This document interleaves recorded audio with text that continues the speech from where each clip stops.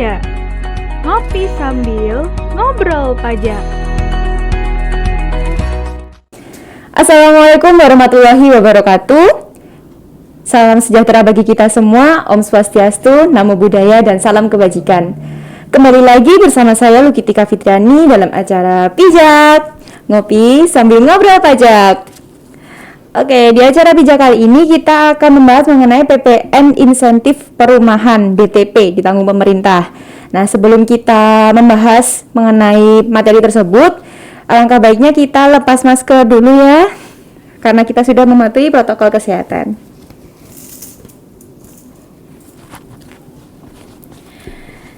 Nah, di materi insentif PPN DTP perumahan ini, saya kembali lagi ditemani oleh Mbak Dewi Ernawati SEBKP. Halo Mbak Dewi, ketemu lagi bersama saya. Halo Mbak Luki, apa kabar? Ganti Mbak Dewi yang nanyain kabar saya. Baik Mbak Dew. Tetap jaga kesehatan ya Mbak Dew, soalnya cuacanya emang agak nggak enak gitu. Ya, hujan-hujan gini ya. Iya, betul. Ya. Mbak Dewi, hari ini saya membawa materi tentang insentif nih Mbak. Insentif lagi, tapi kali ini PPN perumahan ditanggung pemerintah. Nah, ya.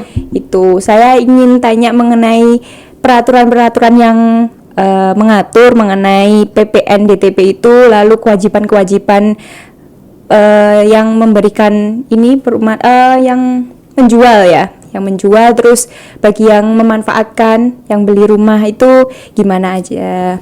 Iya, Ya, tapi sebelum kita masuk ke pertanyaan saya itu tadi ya Mbak, silahkan diminum dulu kopinya. Terima kasih. Iya.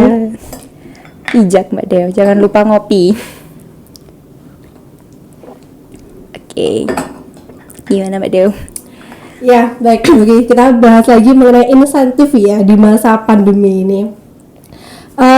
Jadi di sini pemerintah menerbitkan aturan. Jadi ini aturan dikhususkan untuk PPN perumahan ditanggung pemerintah. Gitu. Peraturan ini diterbitkan tanggal 1 Maret 2021 ya, itu aturannya PMK nomor 21 tahun 2021. Kemudian ada perubahan, diatur lagi di PMK nomor 103, itu diterbitkan tanggal 30 Juli 2021. Seperti itu. Nah, yang mendapatkan fasilitas di sini itu adalah penyerahan atas transaksi rumah tapak dan rumah hunian susun gitu. Dan ada kriterianya. Yang mendapatkan insentif ini adalah untuk transaksi yang penyerahannya dibuktikan dengan adanya AJB atau berita acara serah terima ya Mbak Luki ya. Itu periodenya adalah penyerahan sampai dengan akhir tahun ini. Jadi sampai dengan akhir Desember 2021 itu nanti yang mendapatkan fasilitas ini. Hanya Betul, rumah tapak dan rumah susun tadi ya Mbak? Iya betul. Kemudian ada kriterianya lagi ya Mbak Luki ya.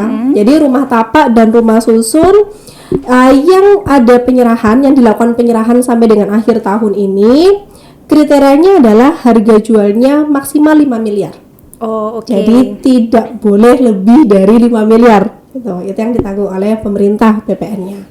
Nah, kemudian ada persyaratan lagi. Persyaratannya yaitu rumah yang diserahkan ini itu adalah rumah yang baru memang. Jadi yang rumah yang baru diserahkan pertama kali.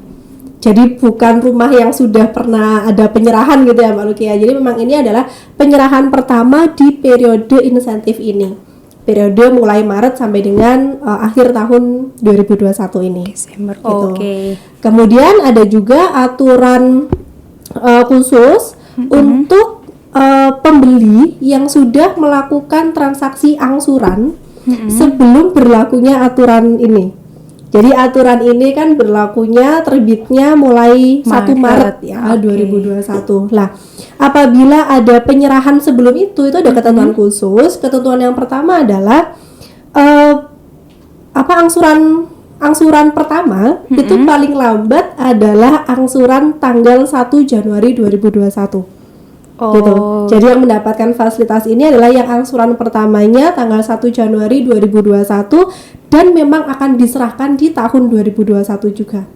Berarti harus selesai di 2021 Betul, ya, Mbak? iya. Jadi kalau cicilan. betul, jadi kalau angsurannya ini sebelum tahun 2021 dia nggak masuk kriteria ini, gitu. Kemudian yang pasti ya harus memenuhi kriteria tadi ya, penyerahannya sampai dengan Desember 2021 dan itu juga merupakan rumah baru yang baru diserahkan, pertama kali diserahkan di tahun ini.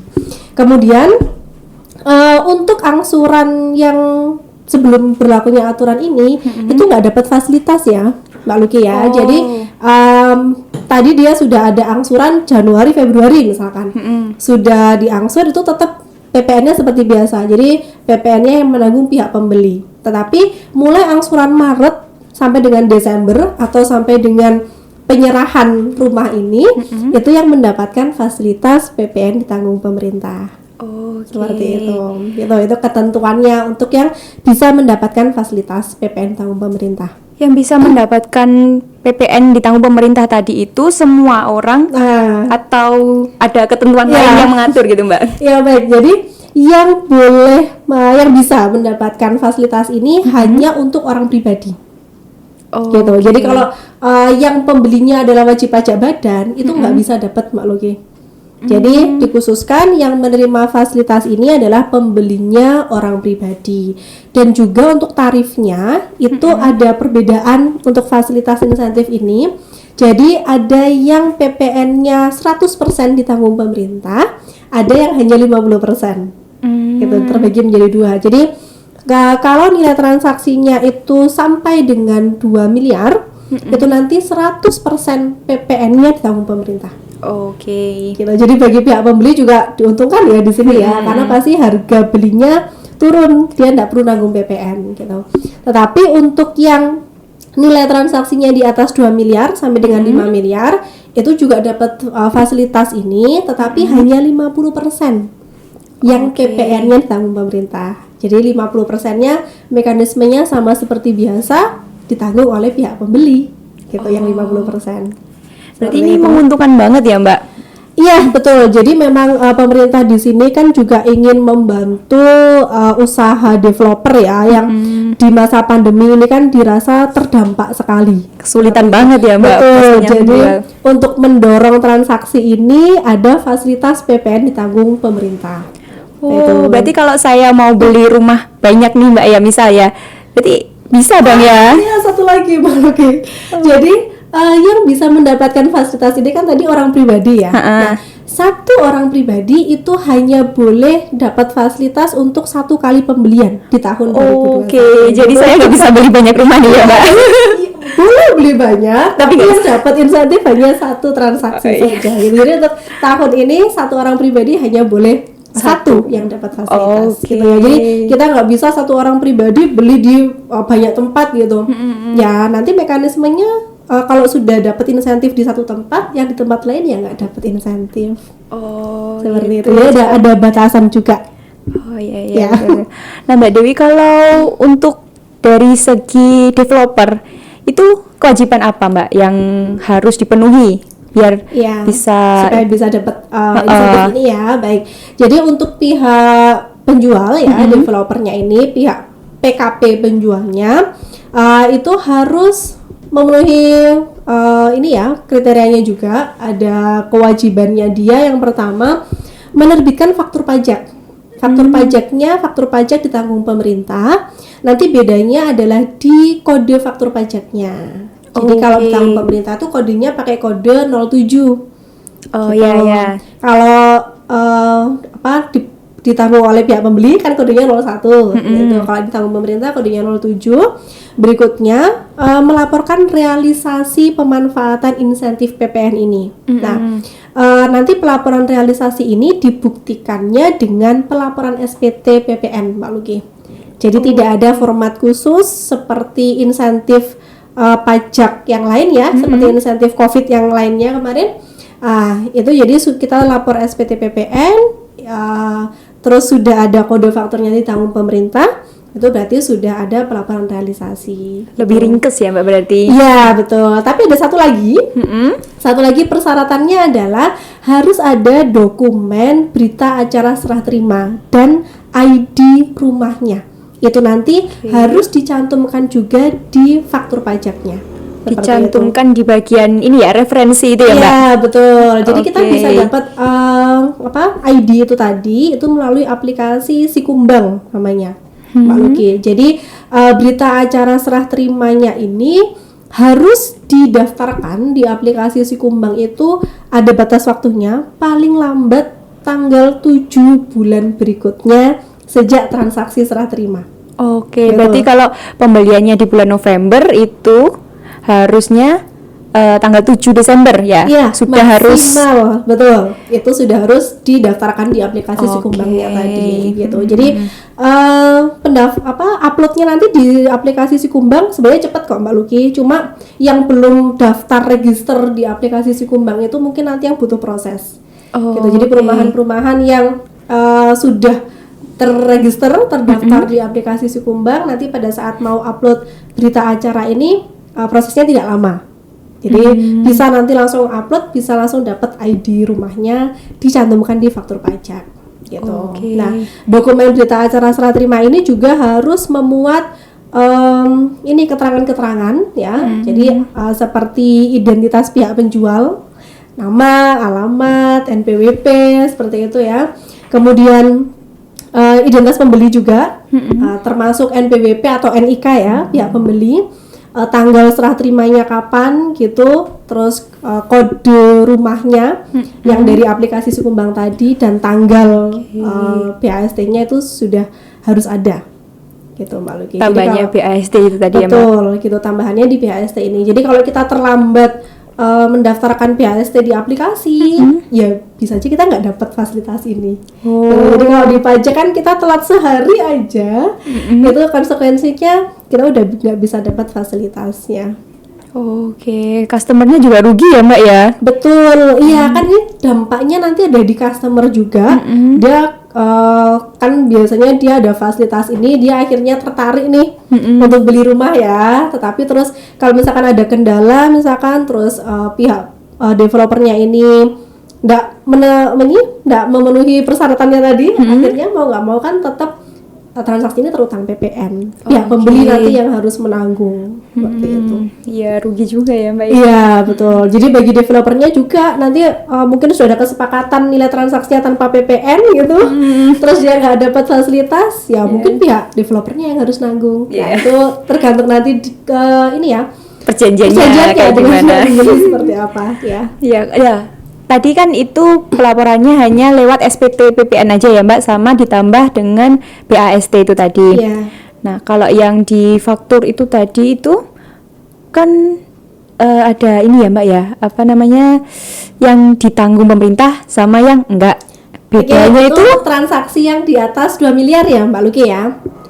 ya. Nah, jadi kan tadi ada 2 tarif, ada yang 100% ditanggung pemerintah PPN-nya, ada yang hanya 50% untuk yang transaksi harga jualnya di atas 2 miliar kan seperti itu. Kalau PPN-nya hanya 50% ditanggung pemerintah, berarti nanti faktur pajaknya ya ada 2, Mbak Luki. Oke. Gitu. Jadi menerbitkan faktur kode 01 yang PPN yang ditanggung oleh pembeli, yang ditanggung pemerintah menerbitkan faktur kode 07. Oke, Seperti itu. Jadi ada 2 faktur pajak ya nanti ya. Nah, Mbak Dewi itu menurut Mbak Dewi atas adanya insentif PPN DTP ini gimana sih, Mbak, menurut Mbak Dewi? Iya, pasti yang namanya insentif ini pasti bermanfaat sekali ya bagi pelaku usaha maupun bagi pihak yang mau investasi nih ya, mau membeli hunian atau rumah di sini. Jadi sepertinya memang dengan adanya insentif ini menarik minat para wajib pajak ini untuk melakukan transaksi. Jadi mumpung ini ada fasilitas nih 10% loh harganya turun gitu ya. Yang sebelumnya kalau kita beli hunian ini ada PPN-nya 10%, tetapi sekarang ada fasilitas nih sampai akhir tahun ini, pasti banyak para wajib pajak yang tertarik, akhirnya mereka bertransaksi nih. Gitu. Tapi harus ingat batasnya adalah akhir tahun ini gitu. Jadi segera dimanfaatkan. Nanti kalau sudah lewat tahun kita nggak tahu nanti akan diperpanjang atau enggak fasilitasnya ini. Kayaknya lumayan besar juga ya, Mbak ya ini. Betul, harganya ya, gitu potongannya. Ya. Ayo silakan diminum dulu Mbak Dewi sebelum kita mengakhiri Oh ya, udah sesi akhir sesi ya. ya. Karena kan cuma kayaknya pembahasannya cuma itu aja ya Mbak, PPN DTP itu.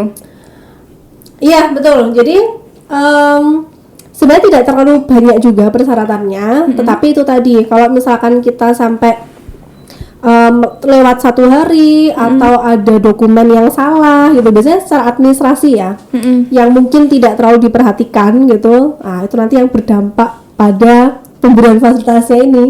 Bisa aja dia nggak jadi dapat fasilitas. Iya. Ini kan udah Desember nih ya Mbak ya, pasti kan udah hampir habis. Nah, ada pesan nggak buat teman-teman yang mau Investasi gitu. Ya, kan udah hampir habis nih masanya. Iya, Silakan. betul. Jadi kita bisa memanfaatkan nih waktunya, masih ada hampir 1 bulan ya, sekitar 1 bulan ini ya. Gitu. Jadi untuk teman-teman yang mau berinvestasi, mumpung ini ada fasilitas PPN ditanggung pemerintah, bisa dimanfaatkan. Jadi lumayan karena kita nggak perlu menanggung PPN yang 10% tadi. PP-nya akan ditanggung oleh pemerintah. Dan bagi para developer, penuhi semua persyaratannya gitu. Jadi untuk bisa memanfaatkan insentif ini kan pasti ada syarat. Jadi semua syarat harus terpenuhi dan harus dilakukan tepat waktu. Karena kalau sampai telat 1 hari aja, efeknya nanti fasilitas ini tidak bisa diterima, dibatalkan nanti ya. Fatal Ya, betul. Ya, gitu. Iya. Nah, teman-teman, baik wajib pajak maupun yang mau membeli perumahan ya, jangan lupa pesan dari Mbak Dewi ya, yang tadi sudah disampaikan secara panjang dan lebar. Jangan sampai lupa. Nah, oke, pembahasan kali ini sudah selesai ya Mbak Dewi. Sekali lagi terima kasih sudah mau bertemu lagi dengan saya. Ya, semoga bisa memberikan manfaat ya. Amin. Dan, ilmu baru nih bagi teman-teman semua. Ya.